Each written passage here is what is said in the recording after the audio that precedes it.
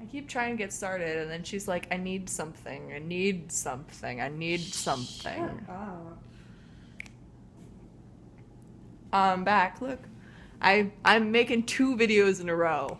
I got 2 days down for this promise. Hello, friends. I'm going to be doing my top 5 books that I read in 2015 today, which is a lie because I'm doing top 5 fiction and top 5 nonfiction because I read a total of 23 books and then they're so good. I read such good books this year. Such good books. Yes. My first fiction book is Sound by Alexandra Duncan because I love this book. Space Gaze. Yes, Space Gaze. Space Gaze. I love this book. Is amazing. Everyone should go read it right now. It's fan-fucking-tastic. I love it. My second book is not actually 1 book. It's 2 books. It's a series because I can't help myself. My second book is Seraphina and Shadow Scale by Rachel Hartman because these books are like one of the best dragon series I've read in a while. And I read a lot of books about dragons, and they were really good. And also, surprise gaze. Shadow Scale has surprise gaze.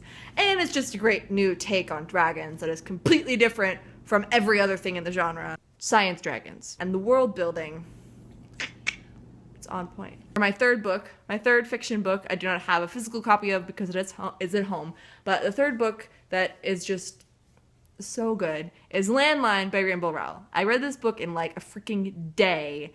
It is just fantastic. It's one of Rainbow Rowell's like adults thing, and the main character is married and she's making really bad life decisions, and her husband's like, hun, TF fam, TF.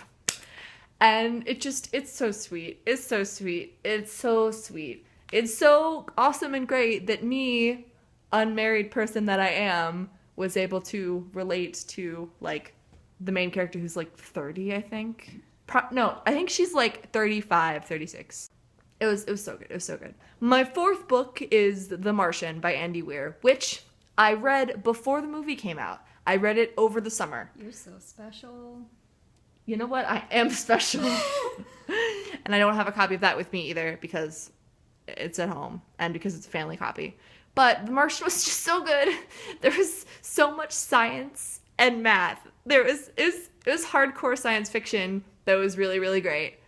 There were some narrative decisions that were made that I was against, but if you want more info on that, I have a link down below to the blog post that I did all about it. And then my fifth and final favoriteest fiction book from this year is Bone Dance by Emma Bull, which this Emma currently has in her room so that she can read it.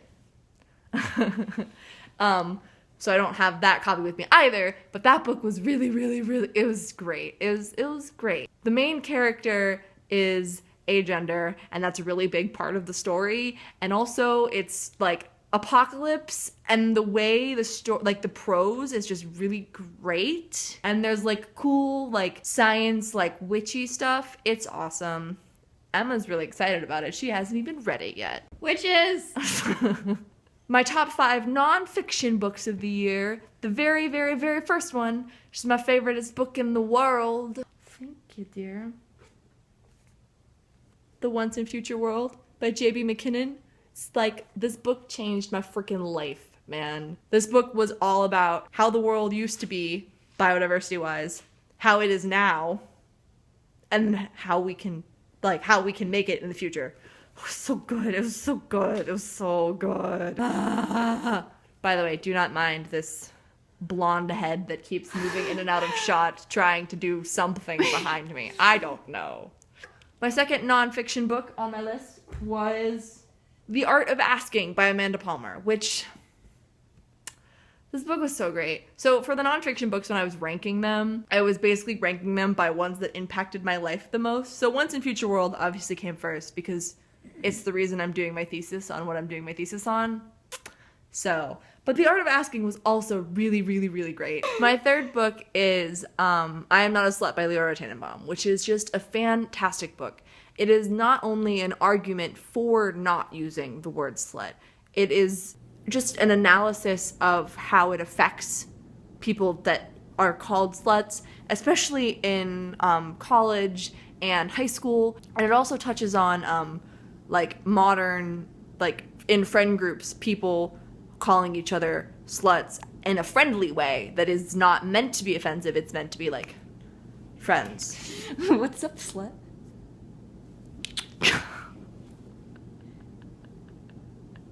This is why I don't usually make videos with other people in the room. Just thumbs up appears from nowhere. Moving on. My fourth nonfiction book is How to Be a Woman by Caitlin Moran, which I read because Carrie Fletcher recommended it in one of her videos, and I read it in like January, and I made a video on it on my other channel. Just like I Am Not a Slut, it was wonderful. It was completely different because it was a memoir, and it went over all the things that you need to be a woman. It was so great. I don't know how to explain how great it was, so just go watch the other video that I made. I will link to it here. I can do annotations. My fifth, and not less than any of the other nonfiction books that I loved this year, was this one, which she's been waiting to hand to me, is All I Know Now by Carrie Hope Fletcher, which I was lucky enough to be in London like the week that it came out.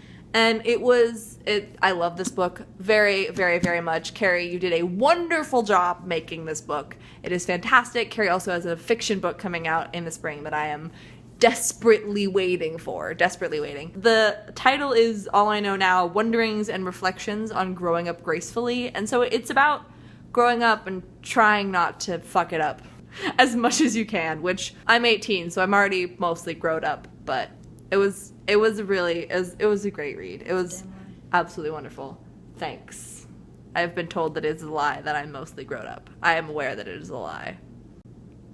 Your nose sticks out further than your tongue does. I am crying. Okay, so those are my top 10, I lied in the title, books that I read in 2015. I loved all of the books that I read this year, and I've read, I had to really cut down, and they were all so good. And I'm planning on reading a bunch more before the year ends, but I wanted to go through the ones that I've read so far. And now I'm gonna edit this video and then watch Buffy with this loser over here. And then tomorrow, be excited because she's gonna be more involved in my video tomorrow, and we're gonna make a video about her thoughts on Buffy so far. Okay, bye guys.